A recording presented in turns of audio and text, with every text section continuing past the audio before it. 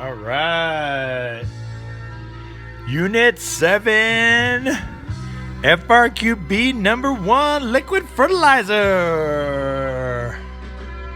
You are going to love this problem about liquid fertilizer. Whoop, whoop.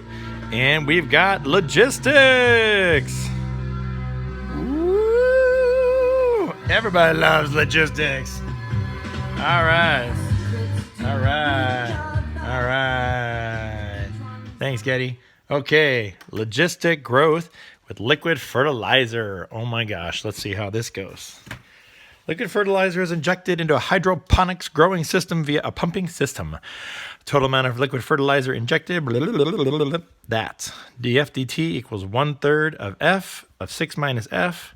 Now we remember that our logistic growth model, usually with population, is something like this, right? Where we're looking for M down here and M in here. The rate of change of population is directly proportional to the product of divided by M, how far the product of the population and how far the population is away from the carrying capacity.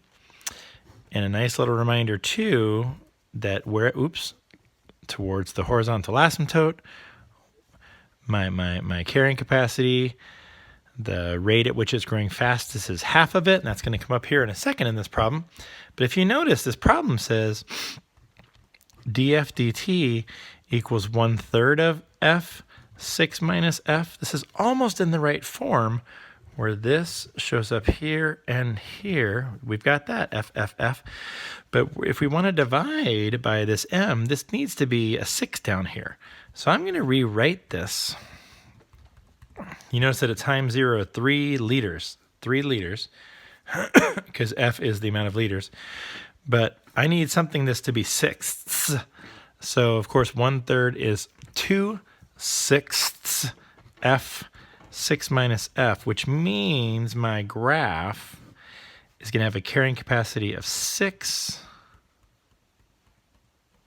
At time 0, it's 3. So that's already halfway up. So it's doing something like this, which is kind of cool. Let's see if I did all that right. I got my carrying capacity, I got my K, and we need to find F. And according to this, F is going to equal, now we have this formula memorized, M over, if it's in population, 1 plus A e to the negative KT, or whatever form you want to say. But my carrying capacity on top, which is going to be 6, and my, let's find my, okay, there we go. They didn't really require us to do this, but I like kind of doing it anyway. 1 plus A e to the negative 2t, but since when I stick in a 0, it's got to equal 3, this needs to be 1 plus 6 divided by what is 3? 2, so this needs to be 1. I guess I could just leave it like that. 6 over, okay, now this isn't necessary to do. If they ask for it, of course, there it is. But then it says, find the limit as t approaches infinity of the function. Well, since that's the carrying capacity, I didn't even need to do this. I realized it was 6 right here. It's just going to equal 6, and I just get like a point for doing that. Find the limit as t approaches infinity of the derivative. What? Okay, now this is interesting because I'm sticking in t into infinity, but there's no t. So this is a really cool little thing. Watch this. If I'm sending t to infinity, isn't f going to 6? So if t goes to infinity, f goes to 6. So instead, I'm actually taking the limit as f goes to 6 of dF/dt. Did you see that? Because if t goes to infinity, f's going to 6. So there I've got this, which is the limit as f goes to 6 of 1/3 of f 6 minus f. Well, if f goes to 6, that means the f goes to 6 here. I'm just going to do direct substitution. 1/3 of 6 times 6 minus 6. And of course, 2 times 0 is 0. No indeterminate forms there. Number times 0 is 0. Okay, find the value of excuse me, df/dt at the time when f is increasing most rapidly. Give a reason for your answer. Well, okay, so we already know that df/dt, f is increasing the most at half the carrying capacity. Okay, so it's going to happen, f is increasing most rapidly, f increase most rapidly at f equals 3, because that's half of carrying capacity for logistics. Okay, so that means then that I'm going to go, what is df/dt then? Well, if f is equal to 3, df/dt equals 1/3 of 3 times 6 minus 3, which is 1/3 of 3, which is 1, times 6 minus 3, which is 3, which is 3. Give a reason for your answer. Indicate units of measure. Okay, so df/dt, f was liters, so this is going to be liters per month. Liters per month. All right. Find the second derivative of f. Ooh, this is going to be cool. All right, this is nice. Because what I got to do is I'm taking this, let's see. I guess I'm going to take this guy. Since df/dt is 1/3 of f times 6 minus f, I guess we could do product rule here. I guess we could even simplify this. I'm going to try this. This is different than what they did, but you can compare. I'm going to distribute this and go 1/3 of f times 6 is 2f, n'est-ce pas? Okay, minus 1/3 of f squared. Okay, so that means my second derivative is going to be 2 times the first derivative, 2 df/dt minus 2/3 f df/dt. Now we know what df/dt is. So that's 2. Did I need to find it? In terms of f. Oh, but I got to replace this. This and this were this. Sorry for being unspecific. So 2 1/3 of f. Oh, geez. 6 minus f. I don't know why I'm using the first form instead of the one I switched to, but oh well. Minus 2/3 of f times 1/3 f. 6 minus f. Golly. So 2/3 of f, 6 minus f's, minus 2/9 f squared. 6 minus f. Oh, I think that works. I don't know if I should leave it or not. Let's see. Oh, geez. I think that's okay. I'm looking at what they've got, and they've got 2/9 of f, f minus 6, f minus 3. All right, let's see. If we factor out a 2/3 and an f and a 6 minus f, oh, geez Louise, here we go. We're left with 1. That's that whole thing, isn't it? 1 minus 2/3 into 2/9 is 1/3 f. Okay.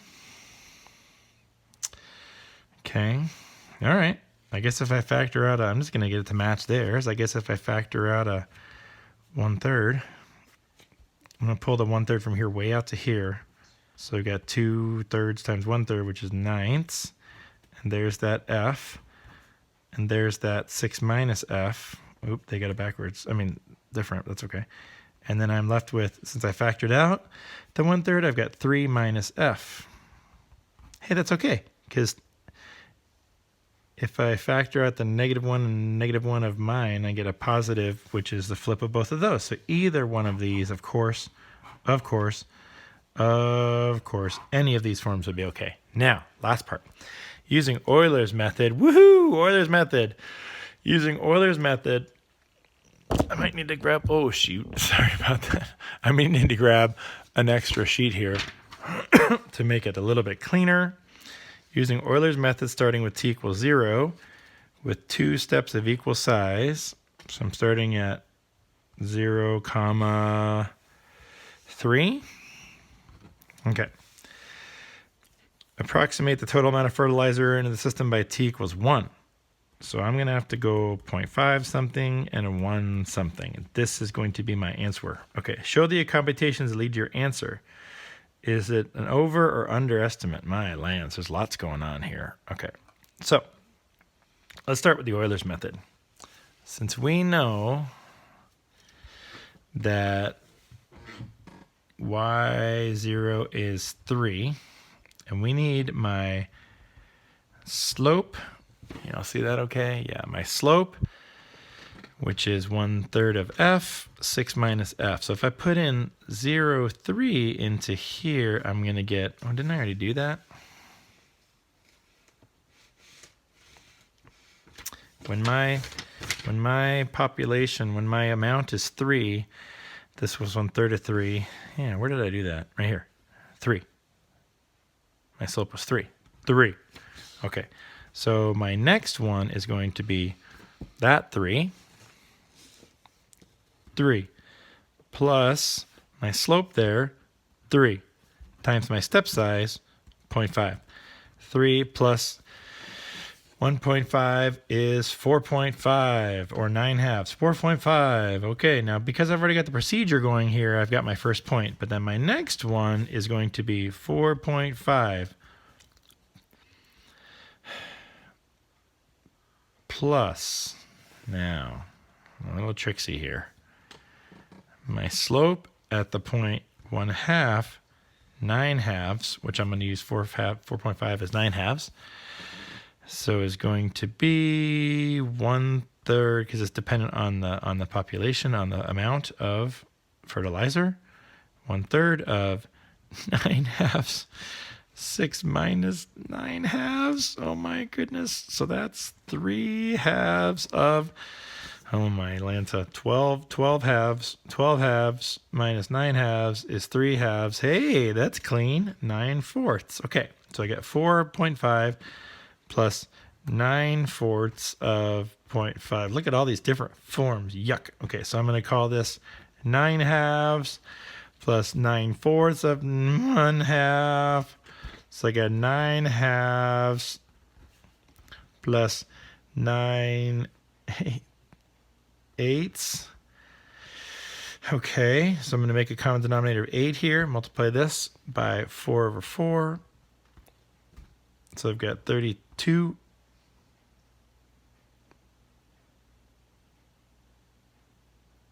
Nine times 4 is not 32. 9 times 4 is 36. 36 eighths, that was almost tragic. Plus 9/8, which is 45 eighths. So there we go. 45 eighths is my approximation using Euler's method with 2 step sizes. Now, it says, part B says, is this approximation over or under? Well, tangent lines at time t equals 1. Well, tangent lines are always below concave up intervals, and they're above concave down intervals. But look at this. Since we already know that the carrying capacity is 6, and logistic growth models always are concave up till the quickest, till the inflection point, then concave down forever. We don't. It's not even like we need to show, I don't think, or prove that second derivative is negative. I mean, we could, but we don't need to. So because it says, is this an over or underestimate? Because time equals 1 is on the interval on the interval where my graph of f is concave down. So from when my population is between 3 and 6,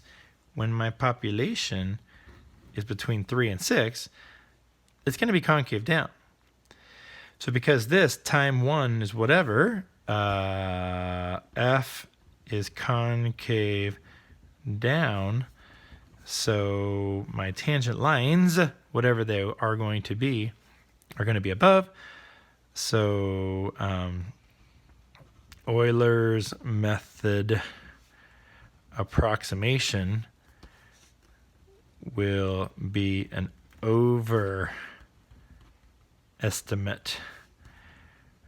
because tangent lines to concave down intervals are always overestimates, and you could show them a little cute little picture like that to show them you know what's going on.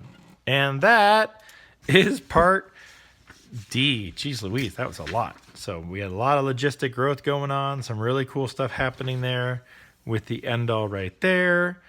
And there is the end of Unit 7 Progress Check Frq B1. All right, hope you guys enjoyed it. Goodbye.